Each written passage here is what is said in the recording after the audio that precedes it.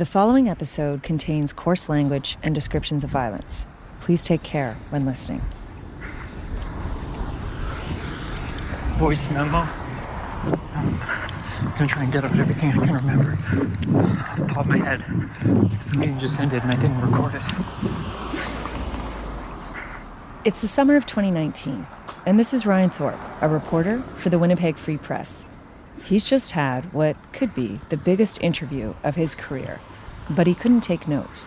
So he's jogging home, fast, recording on his phone everything he can remember. He's about 5'10", lives in Beaujeu, has for a couple of years, grew up in the country, used to live in Winnipeg. We spoke for like an hour and a half. There's so much. He ranted with homophobic and racist language. He's anti-Semitic. He likes to talk. He talked about fomenting a race war. He talked about derailing a train that we were nearby, sabotaging train tracks. He is a violent extremist.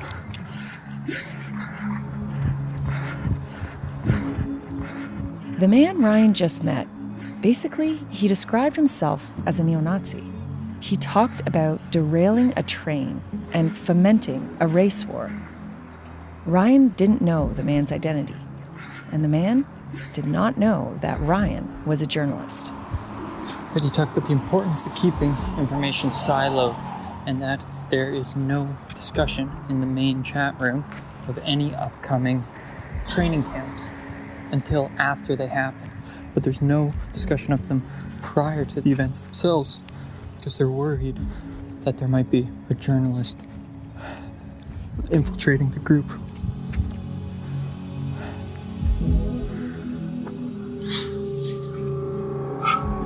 I could have recorded the whole fucking conversation. He wouldn't have even known.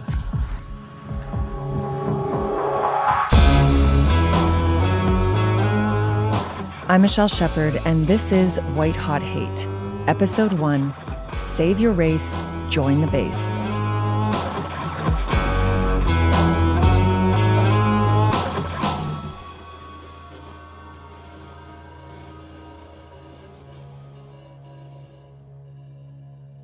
Have you heard of the term accelerationism?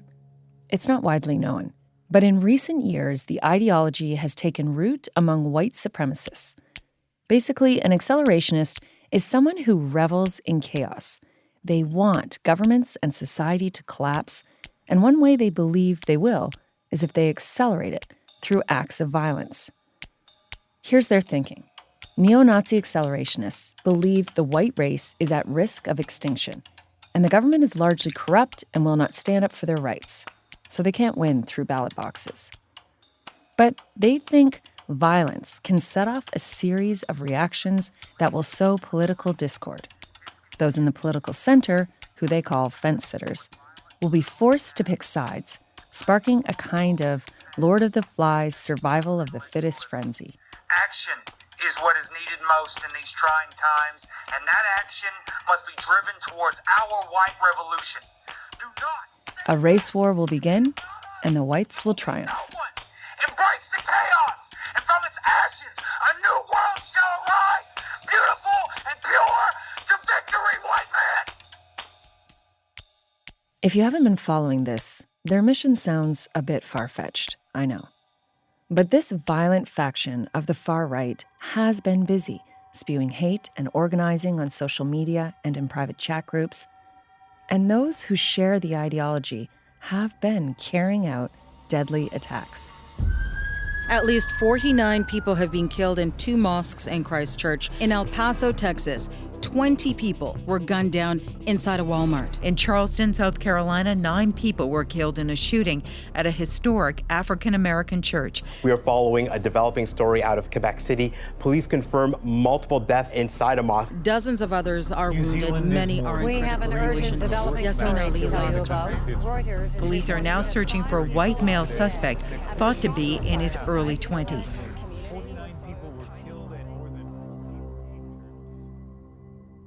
I've been tracking terrorism since the September 11th attacks.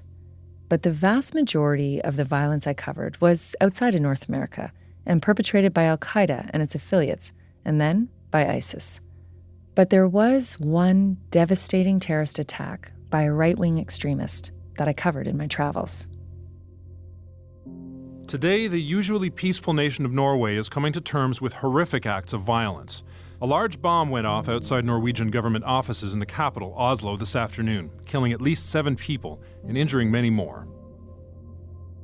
When I got on a plane in Toronto to fly to Norway, all I knew was that a bomb had gone off in Oslo and there were early reports of children being killed on the nearby island of Utøya. In the end, there were 77 victims, most of them teenagers. The survivors were heartbreakingly composed. I can still picture Caroline Bank telling me how her arm was cramping as she pressed a shredded t-shirt into her friend's bullet wounds, and that she was trying to camouflage her friend's purple hoodie with sticks and dirt because the murderer, Anders Behring Breivik, was still out there. I read Breivik's terrorist manifesto, all 1,518 pages of it. He didn't use the term accelerationist back then, but that's what he was. This is what he wrote. We are in the very beginning of a very bloody cultural war, a war between nationalism and internationalism, and we intend to win it. He wanted to start a race war. Others are still trying today. And that's what we're investigating in this podcast, this overt and covert accelerationist movement, this push by a small but determined and violent faction of the far right. And that's the story journalist Ryan Thorpe found in the city of Winnipeg, smack dab in the middle of North America. Ryan was working as a general assignment reporter at the Winnipeg Free Press. Affectionately known as the Freep, it's the paper of record in this city on the Canadian prairies. So anytime that there was violent crime or homicide or something like that in Winnipeg, I was usually the person asked to cover it. And then when I wasn't working on stuff like that, just anything that might need to be covered in a day, they would kick over to me. So it was pretty varied. One day, in the summer of 2019, Ryan's editor asked him to follow up on a tip. Someone had been putting up posters around Winnipeg with the words, "Learn, train, fight." There was a sketch of a jacked-up Grim Reaper in a skull mask cradling an assault-style rifle. And the call to arms? Save your race, join the base. So what's your next move then, now that you have this poster? What do you do to try and figure out what's going on? My first step is just to begin doing kind of an internet dive into this organization called The Base. I had never heard of them before. I didn't know anything about them. And I come across this 2018 expose done by Vice, which... In late 2018, Vice journalists Ben Maku and Mac Lamoureux wrote the first big piece on The Base under the headline, "Neo-Nazis are organizing secretive paramilitary training across America." And aside from this kind of single news article, I couldn't find anything about this organization, which probably explained by virtue of the fact that this group was fairly new, that according to Vice, they had been formed in 2018. And I knew that they had been formed in the United States, and now all of a sudden we got recruitment posters turning up here in Winnipeg. So Ryan considered his options. I walk down the newsroom and go back to my editor and essentially say, look, this is what I found out so far. There are 2 different ways you could approach the story. One is that I could write something for tomorrow's paper. I would just get some interviews with academics. I would contact the Winnipeg Police Service, ask if they're aware of these posters, and tracking them at all, maybe I would go to one of the kind of anti-fascist organizers that I know and get a quote from them. It'd be pretty straightforward. It'd be quick to turn around. The other approach, I said, would be to create a fake name and just reach out to them and ask for more information about them, pretend to be a white nationalist that's potentially interested in joining up. So that's what Ryan does. He goes by the alias of Mark, a 26-year-old university student who has been flirting with white nationalist ideology. And he emails the contact on the poster, asking for more information. I got a response the next day. The first thing they wanted to know was where I had seen their posters. And so I described the area of St. James where I knew one of these posters had come up. And after that, they sent me a questionnaire that they asked me to fill out, which wanted to know, my name, my age, my physical fitness level, my ethnicity, my sex. They wanted to know if I had firearms training, if I had military experience at all, if I had background in chemistry or engineering. They wanted me to describe my political worldview. And so I filled out that questionnaire and sent it back to them. This fact strikes me as so funny and familiar, too. The bureaucracy of extremist groups is just surreal. I remember in 2016 getting my hands on a database of 4,000 ISIS recruits. It contained all the answers those applicants had to supply: date of birth and nationality, education, employment, and would you like to be a fighter, security guard, administrator, or martyr? Ryan answered the basis questionnaire carefully.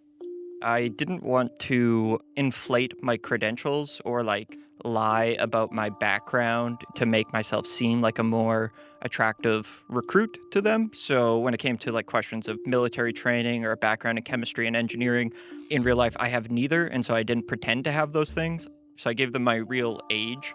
When it came to, do you have any firearms trainings? I just said that I grew up in a rural area of the Canadian prairies and all of my family were hunters and my dad taught me to shoot guns from a young age, which was all accurate. The form worked. For the next few days, there were emails back and forth. Eventually, the person I was communicating with told me to download an app. Ryan signed up as Mark, and he started communicating with someone with the handle Roman Wolf.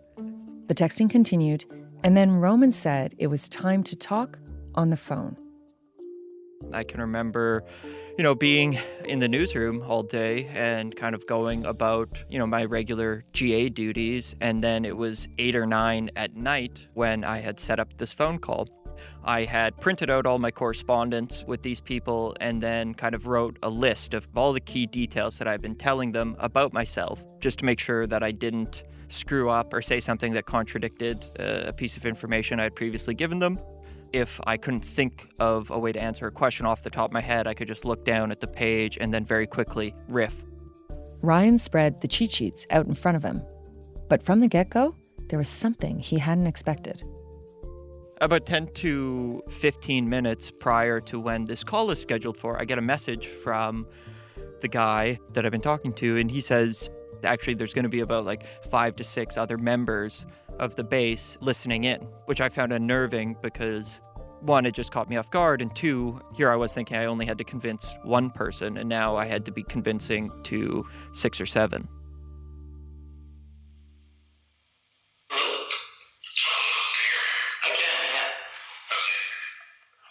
This is the man calling himself Roman Wolf. And while there were supposedly others joining in, it's only Roman talking.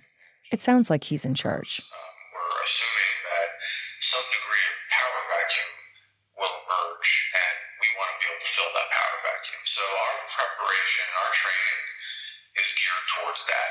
He tells Ryan, aka Mark, the university student, that the base is a survivalist self-defense network, and its members do not believe there is a political solution to the oppression of the white race.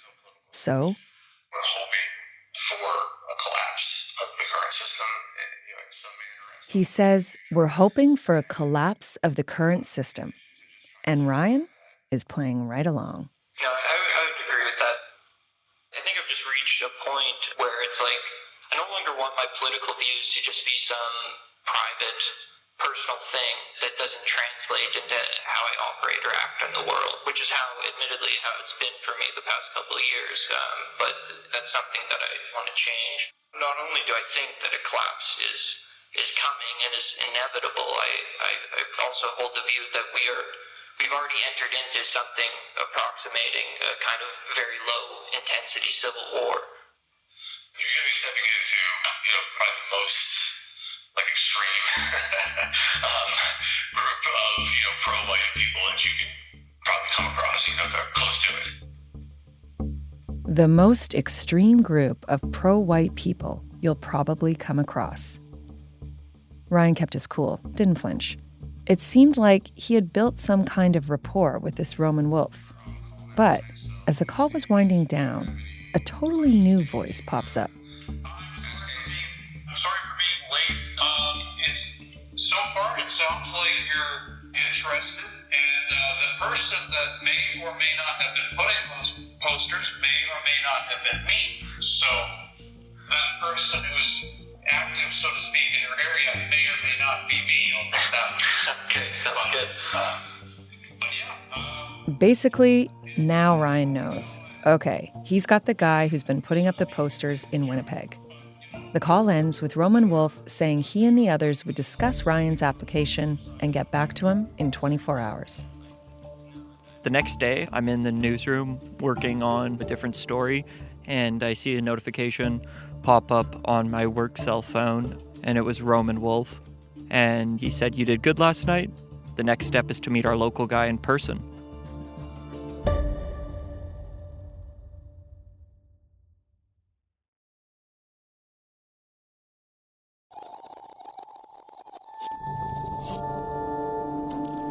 Ryan's investigation was moving surprisingly fast. It had only been about 2 weeks since he'd first reached out.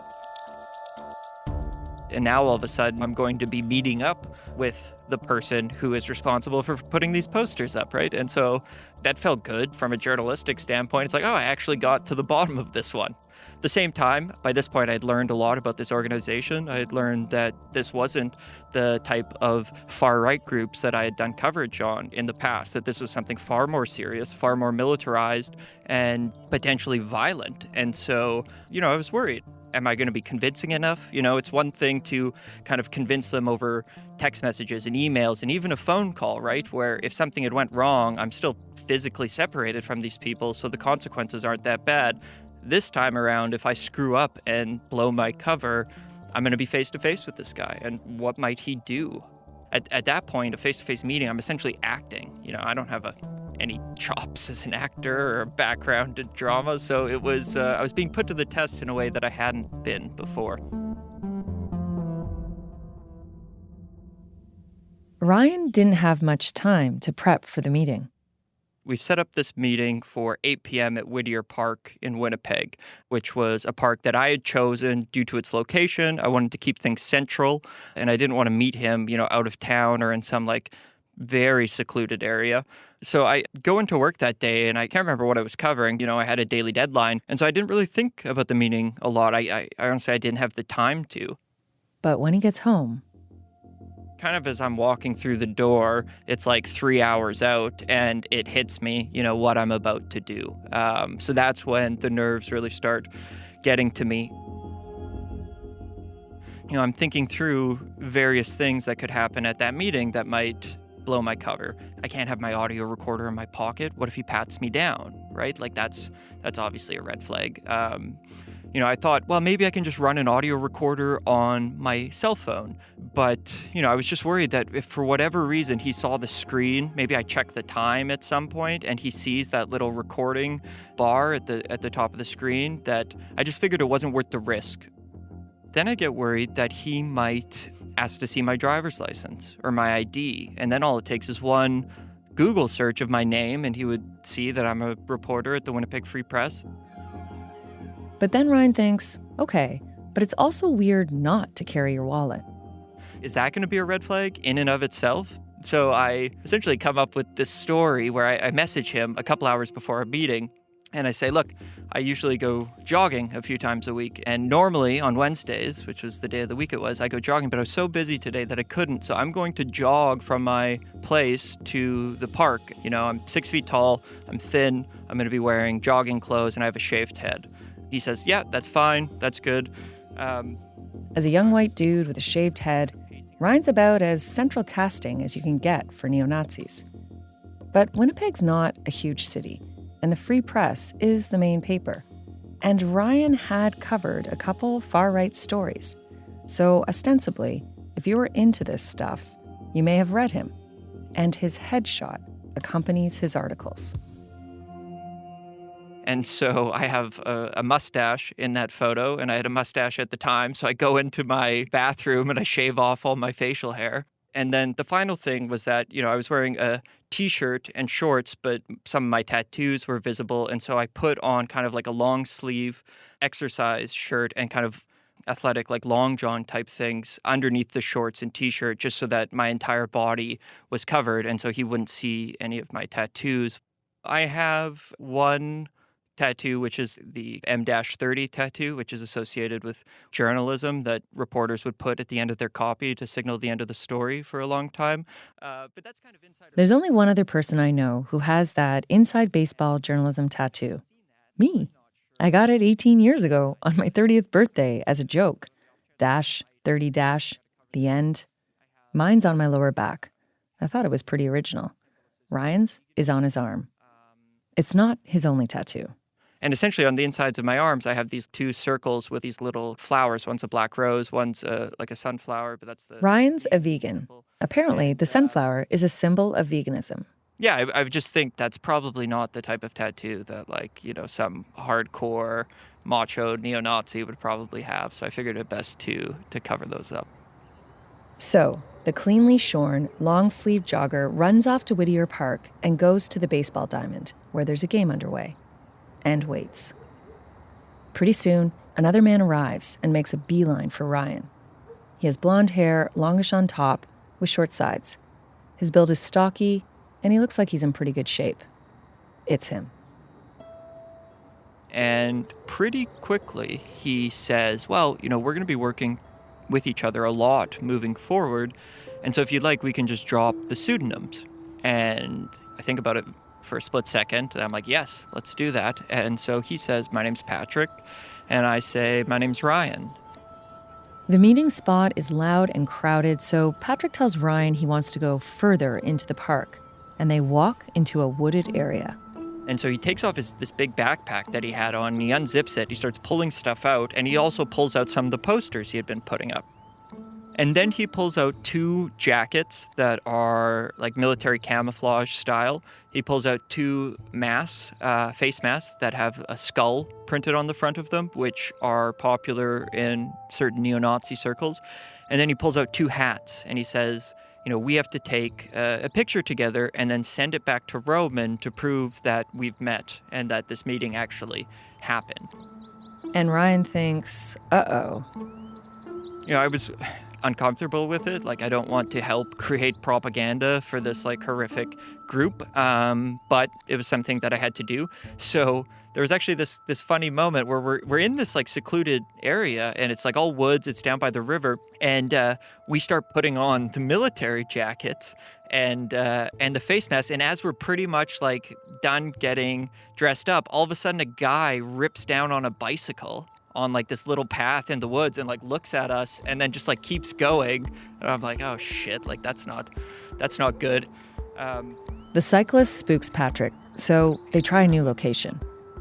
So we cross the field and we go to the opposite end of the park where, again, there's more woods. And I can remember walking up this kind of like steep embankment, and at the top there was a rail line that ran all along the park. As soon as he sees the rail line, he thinks, this is where I want to take this photo. And then he keeps trying to set up his phone so that it can like take a photo, because obviously there's no one there to take the picture of us. And so he has to like put a timer on his phone and set it up in such a place. And in the end, he's struggling with it for so long. And in the end, he like takes out a roll of tape that he had been using for like to put up these posters. And he like tapes his phone to like a I think it was like a pole that had like a sign from the rail company on it or something. And anyway, so he tapes up his phone, he hits the timer, and then we kind of run down onto the middle of the train tracks, and we both stand there with our arms crossed, and the photo gets taken. And then as we are leaving that area, we take off the clothes and we're leaving, kind of going back out into a different area of the park. And that's where he makes this comment to me where he's talking more about being a combat engineer and his military experience. The first time Ryan spoke to Patrick during that vetting call, he got the impression Patrick did have military training. I have one question, and being that, do you have any, by chance, military experience or no? No, I don't. Okay, all right. Okay, whatever. I mean, if you did, that would save me a little bit of trouble. But that's okay, whatever. Still okay. No, yes, fortunately not. So Ryan knew now was the time he had to drill down. What is a combat engineer, and what do they do? He's saying things like, they're responsible for surveying like the field of battle and trying to find different things that could be used to the military's advantage. And then he says, as an example, like that rail line there, he's like, even if you didn't want to make that go boom, you could do X, Y, and Z. And he starts talking about how you could go about pulling up one of the sides of the rail line to derail a train. So it sounds like this man, who is actively recruiting for the base, a neo-Nazi accelerationist group, actually has the know-how to carry out a terrorist attack on a train. Ryan tried to wrap up the meeting. At this point, we've been talking for quite a while, and we've kind of been walking around, these various areas of the park. The light's fading from the sky a little bit. It's getting darker, temperature's dropping a little bit. And so we kind of walk back towards where we first met. And so now the baseball game is done. There's less people around, and we're kind of standing at the edge of the ball diamond talking. And at this point, he starts telling me about his past relationship. And he reveals to me that his ex was a person of color, was a black woman. And the sense I get when he's opening up to me about this is like he's confessing something, or he's like unburdening himself a little bit. And then he tells me this horrific anecdote where he says, yeah, like towards the end of the relationship, there was a pregnancy scare. And he might have even said that she had lied about being pregnant or something. So for a while, Patrick thought he was going to have a child with this woman. And then he tells me, he says, the only problem is the child only would have been half human, which was, just a disgusting comment. And then I remember he added, yeah, having a mulatto child would have been a fucking nightmare. And so again, it's just like, okay, this is the level of racism that this guy has fallen into. These are kind of the depths of his bigotry, where he was in a relationship with this person, but if he had had a child with them, he thinks that only half of it would have been human. So he looks at his ex as subhuman in some sense. I'm so amazed that you were able to keep your composure, because even you telling me that now, you should see my face. And it's not, it's not that often. Obviously, you've read lots of hateful comments. We see this sort of stuff on TV, but it's pretty rare that you have someone telling you that to your face, thinking that, you're this comrade in arms, you're going to understand it. How did you, were you biting your cheek? Or, how did you maintain your composure as he's saying this to you? Yeah, it was a pretty shocking comment, and I think I tried to just not address it. Throughout the entirety of the reporting process, as I was undercover in this group, I didn't use any sort of racial epithets or anything like that. That wasn't something I was comfortable doing, and I didn't engage in the overt racism that everyone else was. That was something where it's if I had to actually directly respond to that comment, I don't know what I would have said. But he just moved on at that point. Yes. Yeah.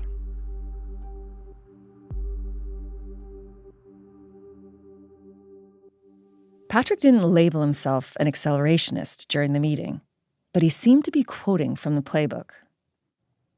He was certainly presenting a political worldview that was consistent with accelerationism. he's kind of going on about the local anti-fascist presence in Winnipeg. And he says, you know, in a well-ordered society, these people would be dragged out of their homes and strung up. At one point, he's going on and on about like the political situation in America, the political situation in Canada. And he goes on this little rant where he says, I want the Liberal Party of Canada to get 5 terms in office. I want them to push multiculturalism down people's throats. I want Black Lives Matter in every white neighborhood. You know, I want things so bad that white people start picking up guns.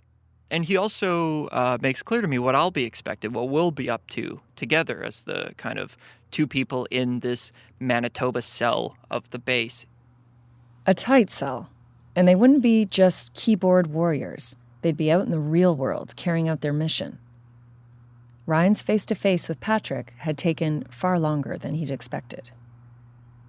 At the end of our meeting, we're standing at the park, kind of closer towards the entrance. The parking lot is within view. And so I was trying to get out of there, and he's just kind of going on and on.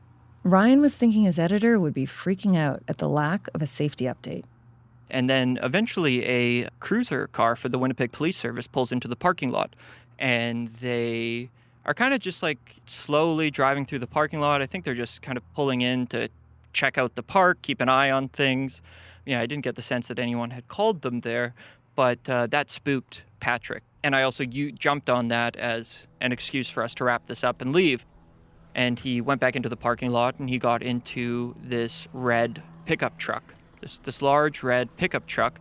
And I didn't get a license plate, but I saw that the front driver's side door had a big dent in it.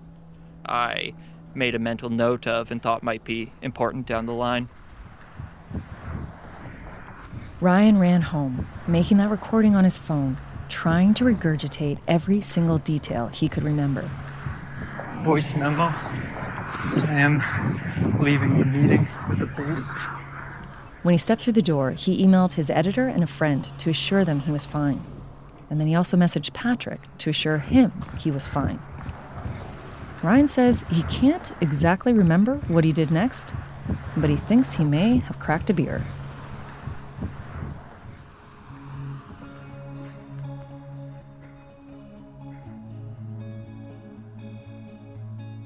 The next day I was in the newsroom and I get a message from Roman Wolf saying, you did well last night. If you still want in, you're welcome to join. And I say yes. And then they add me to this kind of centralized group chat with all the other members where everyone keeps in communication with each other. And so now I'm behind the scenes and I have greater access to what this group is discussing than I've ever had. I wanted to stay in the organization so I could keep documenting their internal communications for as long as possible. But then Patrick insisted he and Ryan meet again. For our second in-person meeting, Patrick wanted to commence paramilitary training. And at that point, I pushed things as far as I'm willing to go, right? Like meeting this guy in a park is one thing, but I'm not running off into the bush with guns. Ryan stalled as long as he could. He couldn't yet confirm the identity of the man in the park, but he knew he had enough for a story. On Friday, August 16th, 2019, at 7 p.m., the Winnipeg Free Press published Ryan's story online under the headline, Homegrown Hate. It was a huge scoop. And I went to a bar with a couple of friends, and I remember one of my colleagues being like, oh, this was such good work, we have to celebrate. And I was like, I want to go to my apartment and like close the blinds and lock the door. That was Friday. The next day, Ryan was checking Twitter and saw a surprising reply from an anonymous account. It read, I think I know who Patrick is.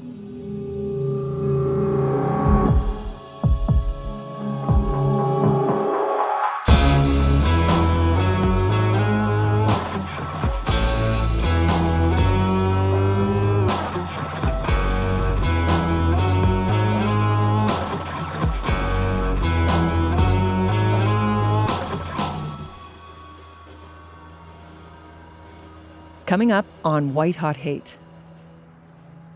We are not a place for sick hobbyists to practice their vile ideology, and we won't stand for it. we will react. The abandoned truck was found on a rural property in the RM of Piney off Highway 12. Now that's right near the American border. You know, you can think of them as like Tim McVeigh's children or Tim McVeigh's little cousins. The time for words has ended. The time for podcasts has ended. Derail some fucking trains, kill some people, and poison some water supplies. I think it was a Nazi flag. I think it was a swastika. I think. Just figured he was going through a little phase. It wouldn't be right for my son to have been a victim of such a terrible crime and to allow this to potentially happen to other people too. The danger that is posed by extreme hate. White Hot Hate was written and produced by Ashley Mack and me, Michelle Shephard. Our associate producer is Kim Kasher, with production support from Sarah Melton. Additional reporting by Ryan Thorpe. Mixing and sound design by Danelle Cloutier, Evan Kelly, and Julia Whitman, with technical assistance from Laura Antonelli. Emily Cannell is our digital producer. Fact-checking by Emily Mathieu and legal advice from Sean Morman. Original music by Quiet Type. And a special thanks to the Winnipeg Free Press. For CBC Podcasts, our senior producer is Chris Oak, and our executive producer is Arif Noorani.